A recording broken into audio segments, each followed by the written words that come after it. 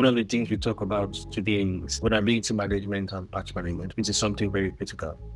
Hey, welcome to the Fintech Frontlines by Kora. This podcast is a collection of timeless ideas on how to build, launch, and operate a fintech in Africa from the most experienced minds in African fintech.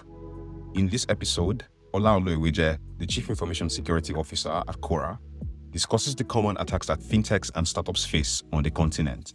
He shares ideas on how cybercriminals use these attacks to penetrate systems and why businesses should pay attention to them.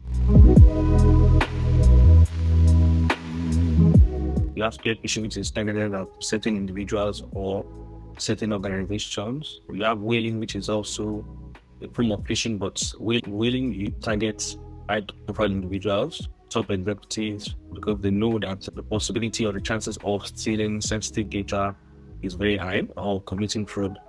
The next on my list, which is also a common form of attack, is malware attacks.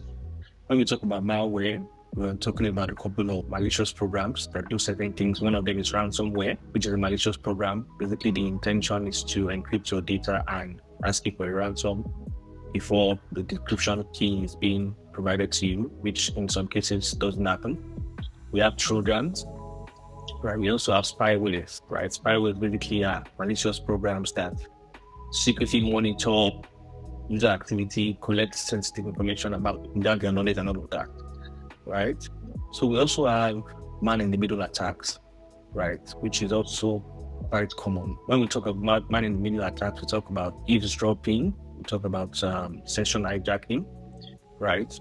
For instance, session hijacking is basically when a cybercriminal takes control of the user session after they've authenticated, right? And we're talking about eavesdropping. Man-in-the-middle, as the name depicts, basically there's a communication between two parties, and a malicious person inserts himself in the middle of that communication to steal sensitive data. That's the essence of it. Another one of my list is also very common to password attacks. When we talk about password attacks, we talk about brute force attacks, credential stuffing, farming. Brute force attacks basically it's when cybercriminals just try combination of username and passwords and just basically randomly try them, and with the intention or with the hope that they will be able to get in. We have credential stuffing. These days we hear about data breaches, we hear about credentials being sold on the dark web, right? And there's a database of these things on the dark web. So sometimes cybercriminals purchase this thing for a few dollars and take all of these credentials and try them out with the hope of getting into an organization, right? We also have farming as well, right? Which is also a form of password attack. I also have insider threats. We're probably familiar with insider threats. When we're talking about insider threats, it could be a malicious insider or an negligent insider, right? It can be someone in the organization who is trying to carry out a fraudulent activity, or it can be someone in the organization who lets the bad guys in unintentionally, right? Insider threats are also quite common. That's also one of the attacks that we're currently experiencing. DDoS attacks. DOS or DDoS. DOS basically is the denial of service attack. And we also have another abbreviation, which is called distributed denial of service attack, right? This is also common, very common actually. And the intention or the motive of cyber criminals is basically to overwhelm your servers, overwhelm your networks, flooding internet traffic, and make sure that they cause some sort of service disruption or they cause some unavailability, right? These type of attacks are also launched your web applications. Basically, they're trying to make sure that it's unavailable for legitimate use, unavailable to your customers. This is also very common. We also have SQL injection, all right? SQL injection, just as the name SQL, it has to do with database, right?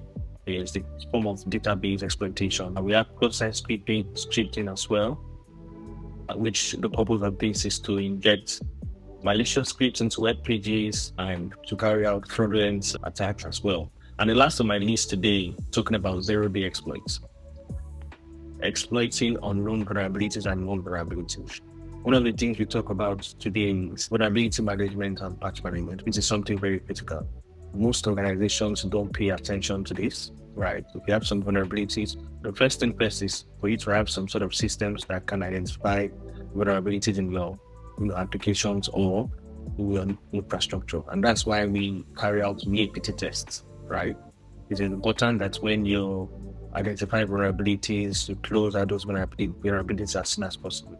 And when we talk about zero-day exploits, we talk about vulnerabilities that are fresh, that are very new. And a lot of times we see cybercriminals race to exploit these vulnerabilities because they know that the chances that a couple of organizations haven't yet remediated or haven't yet closed out on these vulnerabilities is very high. So they're basically trying to get in before you close out on those things, right? These are some common attacks that we've seen so far that organizations should pay attention to.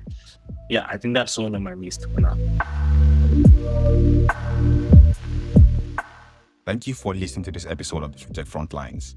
For businesses that are bullish on Africa, Kora provides all the support you need to start and scale with delightful payment products for collections, payouts, and settlements. Learn more at korahq.com.